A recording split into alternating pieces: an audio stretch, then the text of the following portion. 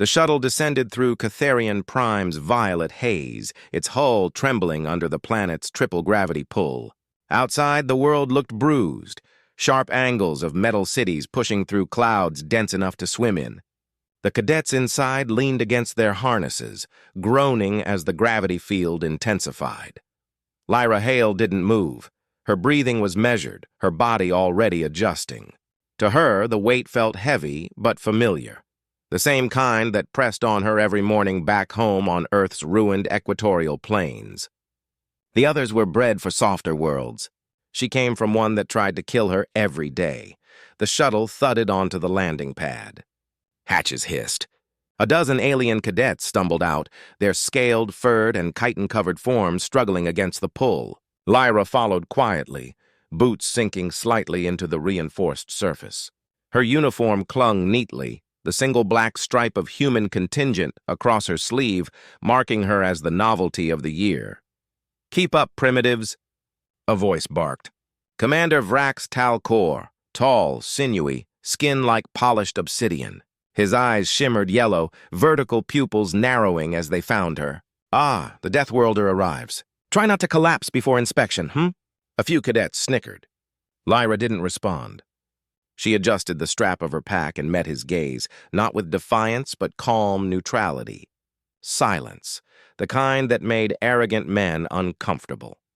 The academy sprawled before her like a monument to ego. Spires curved toward a purple sky, gravity field stabilizers humming beneath every floor. It wasn't built for humans. She could tell by the gait of the cadets, each step deliberate, strained, cautious. Inside, the main hall shimmered with blue holograms of past graduates, towering alien generals, none human. The inscription above the arch read, "Strength is the dominion of those who adapt least." Lyra almost smiled. She could taste the irony. The orientation drone floated above them, projecting the academy rules. Vrax's voice cut through the room like static. "Every species is tested at its limits here. You will learn obedience, respect, and efficiency. Some of you," his gaze found Lyra again, "will learn humility." Lyra tilted her head. "And some of us will teach it," she said quietly. The silence that followed was electric. A few cadets stiffened. Vrax's jaw flexed, but he said nothing. Instead, he gestured sharply. "Tomorrow, gravity training. Let's see how long your Deathworld bones last under real pressure." That night, the dormitory buzzed with low, musical hums of alien languages. Lyra sat on her bunk examining the worn wristband on her arm. Scratched metal, engraved, "Hold the line." Her father's words. He'd said them when the orbital alarm screamed above New Jakarta. Across the room, Threx, a feline humanoid from the Surin clans, leaned back on his bunk, smirking. "You don't talk much, human. Fear or strategy?" "Neither," she said. "I just prefer quiet victories." Laughter rippled. "We'll see about that tomorrow," Threx muttered. Lyra didn't reply. She closed her eyes and slowed her breathing, counting her heartbeats under the gravity that never quite felt heavy enough. Morning came with a hiss of hydraulic doors and the low roar of the training field. The gravity hall was massive, circular, lined with metallic rings that glowed faintly blue. Every meter could shift gravitational pressure independently. Vrax stood at the center, tail coiling like a whip. "Welcome to your first lesson," he said. "Here, gravity is justice. It spares none, rewards none. Let's begin." He raised his wrist control. The hum deepened. Gravity doubled. Most cadets widened their stance, claws scraping metal. A few hissed in discomfort. Lyra simply straightened her posture. The floor pressed upward, but she adapted, distributing her weight with muscle memory earned from a lifetime of surviving heavier storms than this. Vrax noticed. His lips curved. "3 times standard," he said. A low groan filled the chamber. A Durelian cadet dropped to one knee. Another's armor joints hissed in protest. Lyra kept her eyes forward, pulse steady. 5 times, Vrax ordered. The air thickened like syrup. Bones creaked. Threx collapsed with a grunt, his claws scraping sparks off the floor. Around her, cadets strained just to breathe. Lyra shifted her stance again, the motion controlled, a human machine recalibrating. Vrax walked slowly toward her, the weight barely hindering him thanks to his species' gravity-adaptive skeleton. He stopped inches from her face. "Still standing, Deathworlder?" Lyra's voice came steady. "Should I fall just to make you comfortable?" A flicker of heat passed through his eyes, not anger yet, but wounded pride. He turned sharply, addressing the others. "Observe, class. The human clings to endurance because it has no refinement. It resists because it cannot adapt." Lyra raised an eyebrow. "Funny. From where I'm standing, I'm the only one left adapting." The laughter from earlier had died. The cadets were silent now, watching her. Even the walls seemed to hum slower, the gravity field stabilizing around her centered weight. Vrax exhaled sharply. "Enough. Dismissed." Afterward, in the mess hall, tension filled the air like static. Aliens whispered across tables, eyes flicking toward Lyra as she ate alone. The food was gelatinous, nutrient cubes tailored for non-human metabolism. She ate without complaint, expression unreadable. Threx approached, rubbing his shoulder. "You think that stunt earns you respect? This isn't your dirtball planet. Gravity's a weapon here." Lyra's spoon paused midair. "Then you should learn not to aim it at yourself." He snarled softly, tail lashing, but said nothing more. Around them, silence settled like dust. Later, as lights dimmed for rest, Lyra walked the empty corridor leading to the gravity hall. Through the reinforced glass, she could see the faint shimmer of the training rings cooling down. The hum of the machines was steady now, predictable, mechanical. Her reflection in the glass looked older than 19. Maybe it was the lighting, or maybe it was the weight she carried, not of gravity, but expectation. Humanity was tolerated in the conquered because it was useful, not because it was trusted. Every action she took here would echo beyond her own life. A soft voice came from behind. "Cadet Hale." Vrax stood in the doorway, expression unreadable. "You have spirit. Dangerous, misplaced spirit." "Spirit keeps us alive," she replied. He studied her a moment longer, then smiled. Thin, sharp. "Tomorrow you'll demonstrate that publicly. Class observation. Let's see if Deathworld Defiance survives in front of witnesses." Lyra nodded once. Understood. As he turned to leave, his tail swept across the metal floor, a sound like a blade drawn from its sheath. She stayed there a moment longer, staring into the chamber where gravity itself bent to command. The silence wasn't empty. It was waiting. Her father's words echoed softly in her memory. "Hold the line." She smiled faintly. Always. The next morning began beneath a violet dawn that pressed on the lungs like lead. Catherian Prime's air was always heavy, but today, the weight felt sharper. Anticipation had its own gravity. Lyra Hale stood at the edge of the training hall as rows of alien cadets filed in, whispering among themselves. The metallic floor hummed, charged by generators buried deep beneath the structure. Rings of blue light spiraled along the ceiling, marking the gravity projectors as they calibrated. Commander Vrax waited in the center, hands clasped behind his back, expression polished into mock civility. "Cadets," he began, his voice carrying the authority of someone used to being obeyed. "Today's lesson is demonstration through example." His eyes found Lyra immediately. "Our Deathworld guest believes endurance equals superiority. Let us test her definition." Lyra stepped forward without being called, boots clicking lightly against the metal. "Permission to demonstrate, sir?" A ripple of uneasy laughter spread through the crowd. Vrax's grin was thin and deliberate. "Permission granted. Begin with level 2. A low hum pulsed through the floor. Gravity doubled. The cadets bent their knees instinctively, wings folded, tails braced, claws dug in. Lyra adjusted her stance slightly, her spine straight, her movements smooth. 3, Vrax commanded. The hum deepened. Air density thickened. The metallic floor groaned under the load. Lyra exhaled slowly through her nose.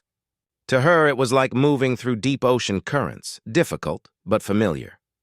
Vrax circled her, eyes sharp. Still standing. How curious. Do humans enjoy pain or simply ignore it? Lyra met his gaze. "We adapt to what we survive." The Durelian's smirk flickered. 4. The hall creaked like a ship under strain. One cadet staggered. Another fell to one knee. Lyra lowered her center of gravity, controlled and deliberate, distributing the weight evenly across her legs. Her muscles trembled, not from weakness, but precise adjustment. Sweat formed along her brow, but her expression stayed neutral. Around her, the others fought for balance. Threx's claws scraped sparks as he tried to stand, snarling. Vrax raised the control pad higher. 5. The hum turned into a roar. The light dimmed under the strain. Cadets collapsed across the floor, gasping, chests compressing under invisible tons. The air shimmered. Lyra's knees bent, her breathing shallow but steady. Her bones ached. Her muscles screamed. Her pulse thudded in her ears. She forced herself upright again. Her voice came through the crushing silence, steady, quiet, unmistakable. "Is this the limit?" Vrax tilted his head. "You're struggling. So are your students." He glanced around. Indeed, nearly all of them lay sprawled across the floor, twitching, armor joints seizing. Their faces, scaled, feathered, furred, were twisted in pain. Lyra stayed upright. 6, Vrax whispered, and pressed the control. Sparks leapt from the ring emitters. Warning lights flashed crimson. The entire room groaned like it was being crushed from the outside. Lyra felt her legs quiver. The floor was soft beneath her boots now, metal giving under strain. She focused inward, recalling her father's voice during training back home. Breathe through the weight, not against it. Her body obeyed. Her breathing slowed. The trembling stopped. "Enough!" one of the cadets cried. "The system can't take it." But Vrax didn't stop. Pride had replaced reason. The hum turned into a bone-deep vibration. The walls flexed. Then, crack. One of the projector rings ruptured. A burst of blue light seared through the air. Gravity fluctuated violently, downward 1 second, sideways the next. The cadets screamed as they rolled helplessly across the floor. Lyra dropped to one knee, palms braced. Her eyes darted to the malfunctioning ring, its stabilizer flickering erratically. The gravitational vectors were looping out of sync. One more surge could collapse the chamber entirely. Vrax tried to stabilize the system through his wrist control, but the device sparked, circuits overloading. "Override, now!" Lyra was already moving. She crawled through the distorted field, every motion like swimming through molten glass. When the next pulse hit, her vision blackened for a heartbeat. But she pressed forward. She reached the emergency terminal, fingers trembling as she slammed the manual stabilizer switch. Nothing. It had fused shut under the stress. She looked over her shoulder. The cadets were sprawled across the floor, half-conscious. Vrax was pinned against a console, his exosuit whining in protest. Her wristband caught her eye. "Hold the line!" She rose slowly, forcing each step through crushing force. The floor seemed to bend beneath her, the lights flickering wildly. The malfunctioning ring was now glowing white-hot, ready to implode. She reached it, pressed both hands against the access panel. The metal burned her palms instantly. She bit back the pain and forced the emergency release. With a deafening snap, the ring split open, releasing a shockwave of blue energy that knocked her backward. The lights went out. When the hum finally faded, the room was silent except for the crackle of burned wiring. Gravity normalized. The cadets groaned, slowly regaining breath. The floor was littered with fragments of melted alloy. Smoke drifted through the air. Lyra sat up, chest heaving, sweat streaking down her face. Across from her, Vrax stumbled to his feet, his control unit hanging uselessly from his arm. He stared at her, half disbelief, half fury. "You—" His voice was hoarse. "You jeopardized a military installation." Lyra stood, her uniform scorched, her expression calm. "No, sir. I stabilized it." The silence that followed was heavier than any gravity field. Even the cadets who had mocked her earlier looked at her differently now. Some with respect, others with quiet fear. Vrax's jaw clenched. His pride was visibly cracking. "You will answer for this." "I just did." He took a step toward her, voice low. "You think endurance makes you superior? You think surviving pressure makes you worthy?" Lyra's reply was soft but cutting. "No, it makes me dangerous to underestimate." Vrax froze. For the first time, his confidence wavered. His species, born in low gravity, had always viewed humans as unstable relics. but the human girl in front of him had just walked through what none of his kind could endure. He glanced at the cadets. They were watching. His authority hung by a thread. "Class dismissed," he snapped, and stormed out. Hours later, Lyra sat in the empty dorm hall, wrapping her burned palms with med gauze. The lights were dim. Only the hum of the ventilation filled the air. Threx approached quietly, his tone different now, hesitant. "You could have died," he said. "Could have," she replied, tying the last bandage. He shifted uncomfortably. "You saved us," Lyra shrugged. "Didn't plan to. It just seemed necessary." Threx hesitated, then offered a small nod before leaving. She exhaled slowly, the adrenaline finally fading. Her hands stung, her muscles ached, but inside, there was calm satisfaction. Through the window, Catharion's violet horizon glowed faintly against the night. She whispered to herself, almost absently, "Gravity teaches everyone eventually." From the shadows near the door, Vrax's voice answered quietly, colder than before. "Then you'll learn your next lesson before the council. You've embarrassed this institution." Lyra looked up at him, eyes steady. "If truth embarrasses you, sir, perhaps you've built on the wrong foundation." He glared but said nothing more. The door sealed behind him with a hiss. She sat in silence, watching the stars bend slightly through the atmospheric distortion. Somewhere far beyond that sky was Earth, small, scarred, and unbroken. The Deathworld girl closed her eyes, her father's words echoing once more. Hold the line. Tomorrow, she knew, would not be about gravity. It would be about survival of respect. The summons arrived at dawn. A single line across Lyra Hale's console. Formal challenge approved. Duel scheduled, 0900, Arena 9. The Academy had never granted a student-instructor duel before. Vrax's influence made it happen overnight. Word spread through the corridors like fire through oxygen.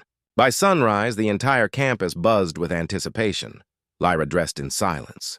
Her uniform was unadorned, no armor, no enhancements. Just standard cadet issue and the old wristband on her arm.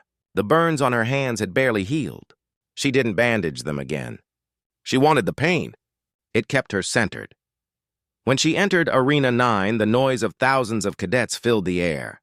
Tiered seating rose in a perfect ring around the polished floor. The walls shimmered faintly, lined with energy dampeners designed to contain high-intensity duels. The gravity emitters were embedded beneath the arena, humming at neutral setting for now. At the far end, Commander Vrax stood waiting in full Durelian combat armor, sleek, metallic, exo-linked to his neural spine. It amplified his movements tenfold, granting him the strength of 10 soldiers. He looked like a god forged in chrome and spite. He raised his voice, letting the amplification field carry it across the arena. "This duel will decide whether Deathworlders belong in our ranks. I will end this mockery of equality today." The audience roared approval. Lyra walked calmly to the center, every step measured. She didn't look at them. Her focus was entirely on Vrax. "You don't need to prove anything," Threx whispered from the sidelines as she passed. "I know," she said. "That's why I'll win." Vrax activated the gravity field. The hum grew into a low vibration that shook the floor. 1G, he said mockingly. "We'll keep it fair for now." He lunged. The movement was blinding.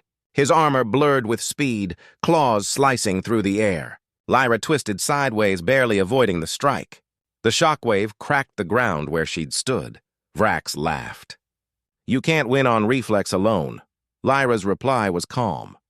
"Good thing I don't rely on reflex." He swung again, a heavy arc meant to crush. She ducked low, sliding beneath the strike, feeling the rush of air scrape her shoulder. She grabbed a fallen shard of plating from the earlier hit and hurled it at the control console embedded in the arena floor. Sparks flew. The gravity field flickered. Instantly, the weight shifted, 3x normal. The crowd gasped. Vrax stumbled for half a second, adjusting his suit's balance. Lyra steadied herself with one hand on the ground, muscles tensing as the pressure increased. He snarled. "You think chaos will help you?" "It helps everyone see what balance really means." He charged again, this time using his exosuit thrusters to launch forward. The arena shook. Lyra sidestepped and pressed her wristband against a broken stabilizer node. The system responded, misreading her human biosignature as an authorized override. Gravity pulsed again, now in waves rising and falling unpredictably. The duel became a storm. Vrax's armor sparked each time the field shifted. Lyra used the fluctuation like a rhythm, moving when it lightened, bracing when it surged. Her body remembered every storm she'd survived back home, hurricanes, floods, collapsing towers. Adaptation wasn't instinct. It was memory forged in pain. He swung upward, catching her across the ribs. The blow sent her rolling. The audience gasped as she landed hard, coughing once, blood metallic on her tongue. Vrax loomed over her. "Still think restraint is strength?" She rose slowly, every breath deliberate. "No, restraint is power." She fainted right, then slammed her foot into the floor's calibration panel. The gravity surged to 6x in an instant. Vrax's armor creaked under the load. He tried to stabilize his footing, but the exosuit's servos screamed in protest. Lyra moved, slowly, painfully, but still moving. Her body knew this pressure. His didn't. Vrax swung again, slower now. The suit's joints were fighting physics. Lyra stepped inside his guard and drove her elbow into the power conduit at his chest. Sparks erupted. The armor flickered. He stumbled back, furious. "You'll pay for that!" "I already did," she said, voice flat. "Every day on a world that hated me for being alive." She launched forward, low and efficient. A twist of motion, a strike to his leg joint, a shove to his chest plate, each move designed not for showmanship, but survival. The crowd was silent now. Even the hum of machinery seemed to fade, leaving only the sound of her breathing and the crackle of damaged circuits. Vrax regained his footing, ripped the safety limiter from his wrist, and forced his suit into overdrive. Blue energy bled from the seams. "Enough!" The gravity field spiked uncontrollably, tenfold, maybe more. The arena cracked. Seats trembled. The air grew heavy enough to distort vision. Every cadet in the stands felt their chest compress. The weaker species fainted. Lyra's vision darkened at the edges. Her bones felt like molten iron. Her heartbeat pounded like thunder. But she refused to drop. She crouched low, locking her muscles. Every fiber screamed for release, yet her focus stayed clear. Vrax moved like a shadow under pressure, slower, but still monstrous. "Yield!" he demanded. Her voice came through the storm, soft but cutting through every sound. "Never again!" She reached up, pressed her burned palm to the gravity control conduit on his chest, and rerouted the field. The system recognized the command as part of his neural signature, because her blood had smeared his armor's diagnostic port earlier when he struck her. The suit obeyed her. In a single, deafening pulse, gravity inverted around Vrax alone. The ground fell away beneath him, and he was yanked upward, suspended in midair like an insect caught in amber. His limbs flailed as the pressure reversed, his own armor crushing against him. Lyra stood beneath him, breathing hard. The energy field flickered, threatening collapse. She looked up at him calmly. "You attacked gravity." It remembered who built it. She deactivated the system. He crashed to the ground with a metallic thud, armor cracked, consciousness flickering, silence reigned. The entire arena seemed frozen in disbelief. Lyra stepped closer, kneeling beside him. "Now you understand," she whispered, "why Deathworlders prefer peace. Because if we stop holding back, everything breaks." Vrax tried to speak, but the words dissolved into static from his damaged suit. She rose and turned away. The counselors in the observation deck said nothing. Even the audience didn't cheer. They simply watched as she walked toward the exit, slow and steady, gravity normalizing with every step. Outside, the sky was soft purple again. Catharian's twin suns filtered through the haze. Lyra stopped at the doorway, looking back once, not at Vrax, but at the cadets who had mocked her. Threx met her eyes. He stood and gave a single silent nod. Others followed. No words, no applause, just acknowledgement. Respect born not of fear, but realization. Lyra left the arena quietly. Her palms were raw, her ribs bruised, but her stride was even. At the academy gate, she paused and looked at the holographic crest above the entrance. "Strength is the dominion of those who adapt least." She whispered, almost smiling. Then we'll keep adapting. The wind shifted, carrying the faint hum of stabilizers behind her. The Academy would rebuild its pride, but not its illusion of superiority. For the first time, Catherian Prime felt lighter, and the Deathworld girl walked away under a sky that no longer pressed down on her shoulders. The duel had ended hours ago, yet its echo lingered across Catherian Prime like a gravity field that refused to fade. The Academy stood unnaturally quiet. No drills, no laughter, not even the usual hum of arrogance in the air. Lyra Hale walked through the marble corridor leading to the council chamber, her footsteps steady despite the dull ache running through every muscle. She had been summoned, not to be congratulated, but to be judged. The message had been polite. The intent was not. When the chamber doors opened, a burst of sterile light washed over her. The Galactic Council's holographic dais shimmered in the air, 12 alien figures suspended in cold projection. Each represented a species that once believed Earth was a fluke of evolution. At the center sat Counselor Sereth, a translucent being of shifting hues. "Cadet Lyra Hale," it said, its voice calm and metallic. "You stand accused of violating Concord Protocol, damaging Academy property, and injuring a commanding officer during a sanctioned test." Lyra met the gaze of the projection without flinching. "All true," she said. "And all necessary." A murmur rippled through the council. The admission wasn't defiance. It was honesty sharpened into conviction.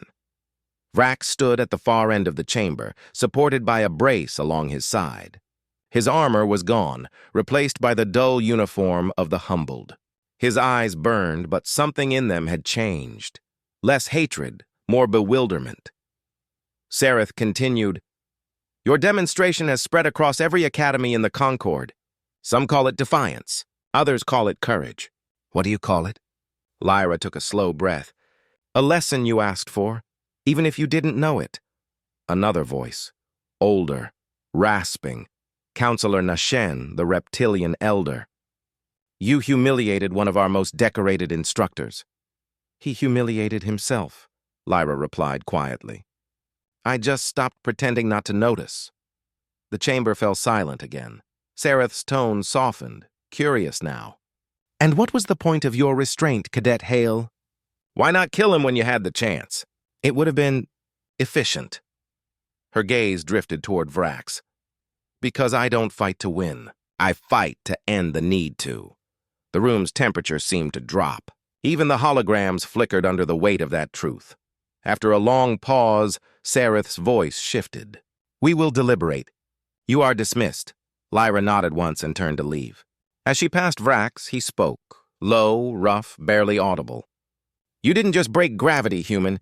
You broke certainty." She paused, meeting his eyes. Then maybe it was too fragile to keep. Outside, the sky was thick with violet storm clouds rolling across the twin suns. Cadets stood in clusters across the courtyard, watching her. Some stared with awe, some with unease. The whispers followed her. Deathworld girl. Human strength. Gravity duel. Threx approached, carrying her datapad. His usual smugness was gone. "The council will clear you," he said, tone cautious. "They can't afford to make an example of the one who just made every cadet rethink what weak means." Lyra gave a faint smile. "They don't have to clear me. I'm already done here," he frowned. "You're leaving?" She nodded. "I learned what I came to learn. How they think. How they see us. That's enough." He hesitated, then offered his hand. "You changed something, Hale. Maybe not for them yet, but for the rest of us." She clasped his hand once. Then it was worth it. Her quarters were sparse, almost bare. The data panel flickered with a single notification, a transmission from Earth Command. She opened it. "Lyra Hale, Earth Contingent. Your demonstration aboard Catherian has reached Concord military channels. Human Command requests debrief. Evac transport departs at 0400. Bring personal logs and gravity data." She stared at the message for a long moment. A slow exhale escaped her lips. Relief laced with exhaustion. She gathered her few belongings, a data pad, her scorched uniform, the wristband that still bore the engraving "Hold the Line." The metal was warm against her skin, almost alive. When she looked up, her reflection in the mirror startled her. Eyes shadowed but sharp, posture calm despite the bruises blooming along her ribs. She looked older again, not aged but tempered. The next morning, she walked across the landing platform under the rising suns. A transport shuttle waited, engines humming softly. The air shimmered from heat and ozone. Vrax stood near the ramp. His posture was stiff, still healing, but his voice carried no mockery now. "Leaving without a farewell?" "I thought I already gave one," she said, stopping a few paces away. He studied her for a long time. "The council reinstated me. They said I showed commendable initiative in testing human endurance."